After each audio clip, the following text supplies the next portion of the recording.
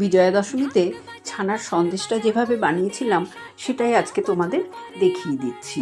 1 litre দুধের প্রথমে আমি ভিনিগার দিয়ে ছানা কেটে নিয়েছি।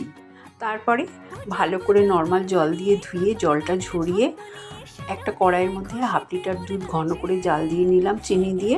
এবার প্যানের মধ্যে ঘি গরম করে ঘন করা দুধটা দিয়ে দিলাম, আর জল ঝরানো ছানা দিয়ে স্বাদ অনুযায়ী চিনিও দিয়ে দিলাম। দিয়ে ভালো করে এই পুরটাকে ঘন করে নিলাম। যখন একদম শুকিয়ে যাবে গ্যাসের ফ্লেম বন্ধ করে এলাচ গুঁড়ো দিয়ে নামিয়ে নিলাম। একটা কন্টেনারের নিচে বাটার পেপার পেতে উপর থেকে এই পুরটা ঢেলে দিলাম। একটা স্প্যাচুলা দিয়ে ভালো করে সেট করে 2 ঘন্টা নর্মাল ফ্রিজে রেখে দিলাম। সন্দেশটা কিন্তু সুন্দর সেট হয়ে গেছে।